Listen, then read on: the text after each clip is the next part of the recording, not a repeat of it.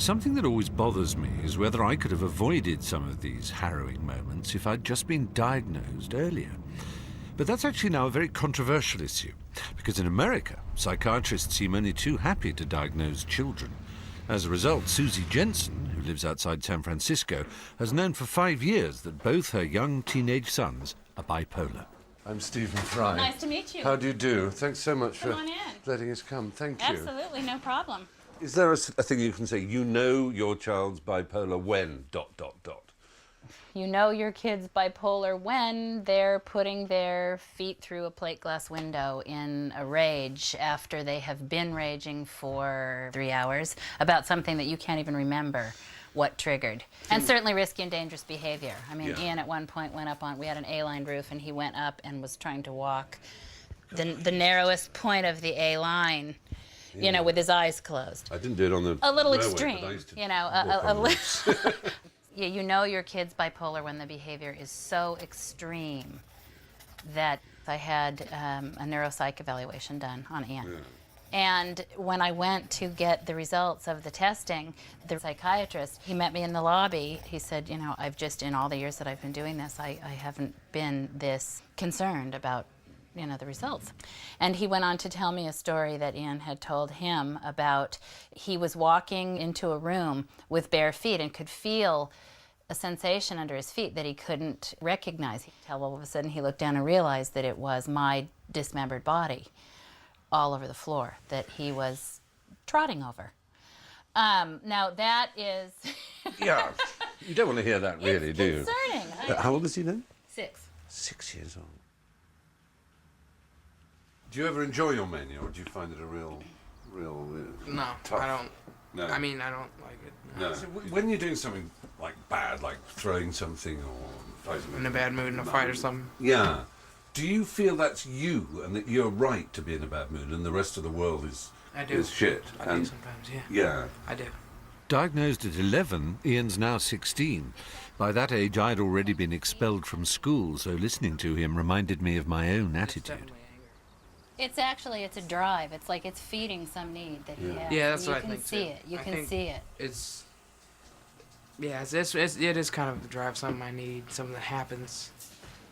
Ian's brother Todd is 13. He was diagnosed when only 8. His behaviour, even at the special school Susie has managed to get both boys into, is causing problems. While I'm with her, she's called to the school.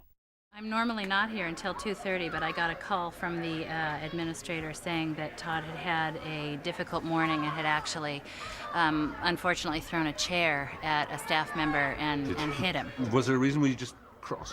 I was just, well, I just wanted to take a walk because I was kind of feeling pumped and angry, and they wouldn't let me do that, and so I just kind of got mad. You just got, frustrated. Yeah, and hurled the chair at the guy. I was about, I think it was about 8 or 9, and there was a nurse at my school, and I was trying to do my laces up. And she told me to do double laces, and I didn't know what that meant. And I actually slapped her right across the face. And I've never known anything like that absolute rage inside me. And it's really, and it was such a stupid thing because she'd told me how to do my laces up.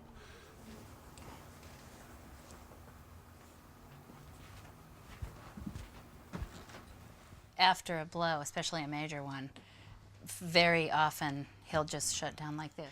I mean, I know that he's suspended for 3 days. He's been suspended for 3 days. For 3 days. I know Todd's school sees it as bad behaviour, but I have to say I feel a twinge of sympathy. I recognise the rage, being in the grip of powerful feelings and the shame that comes afterwards. But Todd and Ian are different from me in one key respect at the same age. They know they have an illness. On the other hand, I know from speaking to psychiatrists in Britain that they don't agree with labelling children at such a young age. The norm in Britain is 19. So I wanted to speak to the consultant who diagnosed Ian and Todd. You having fun? Kiki Chang is well placed to talk about this because not only does he run a research project at the prestigious Stanford University just outside San Francisco, but also he has a 2-year-old child and knows that some of his colleagues were diagnosed as young as that. Once you get down to, say, age 2 or 3, it's very normal to have complete discontrol over your mood. Tantrums and crying one minute and laughing the next minute.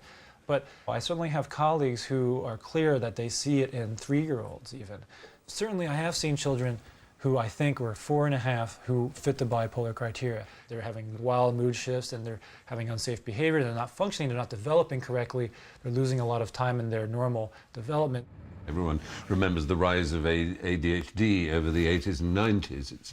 And indeed, the cynics would always say, well, this is the new fashionable label to put on a bad kid, a disruptive kid. I want to be careful to say that. I don't think we're overdiagnosing. I think that by increasing the diagnosis, you're catching more people. It's good because then it leads them to a bipolar diagnosis and they realize that there's something going on that may be treatable and it's not their fault. Ian, come take your meds. For Kiki Chang, diagnosis is good news. For Ian and Todd, it means medication. Ian showed me just how much he takes every day.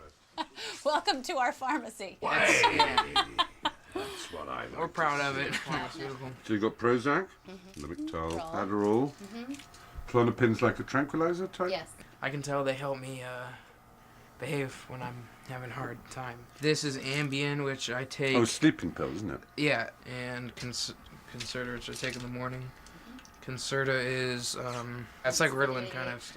It takes me the better part of an hour to stand and fill both of their medications.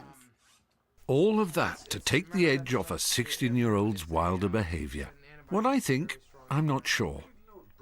I know British psychiatrists are concerned about the harm strong drugs might do to young brains, especially when they're not 100% sure the diagnosis is correct. But if the drugs help Ian and Todd to avoid wrecking their lives and their mothers, then surely that's a good conclusion. So would I have wanted diagnosis at 16 if it meant being on medication since then? I feel that in some ways I've been helped by my manic depression, and that complicates my view. Would I have had success without it? Please welcome your host for the evening, Mr. Stephen Fry. Would you know me if I wasn't driven by its energy to be creative? Oh, stop it. Thank you, how kind. I am delighted, honoured, and let's not be coy about these things, financially rewarded. This is a stressful time because, apart from anything else, you're making an ass of yourself, potentially, in front of people you admire. Now, stress is often a key factor that people say pushes them into manic depression, and certainly when I was diagnosed, the psychiatrist told me not to work so hard. Relax, avoid stressful situations. As you can see, I took his advice seriously. Enjoyable, some people might imagine this kind of thing is. They're the same kind of people who think it's enjoyable to have someone stub cigarettes out on your nipples in certain dark clubs and what I believe are called torture gardens in the leakier areas of the West End. Come in. And for the week leading up to it, I had the most appalling anxiety dreams in which I drop out of my clothes or I pee myself and it rolls off the front of the stage. Oh, God. I don't know if stress is what pushes me into a cycle of either mania or depression, because I can't think of a time in my life when I haven't been subject to stress. Happy? Yep. Happy? Ha! I remember that. 7 years old, ice cream, holidays. That was happy. Not since then, really. So, stress is something I can't live without. On the other hand, it is a dangerous thing. Well, no disaster so far, but it's hot work. And I can't wait for it to be fucking over, frankly. Oh, God, here we go again.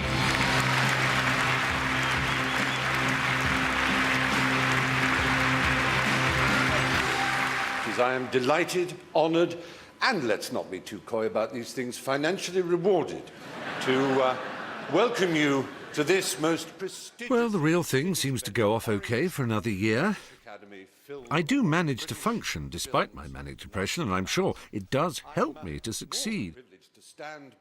And that's the problem with connecting stress to the onset of manic depression. My stress is your easy day at the office. One person copes, the other goes mad.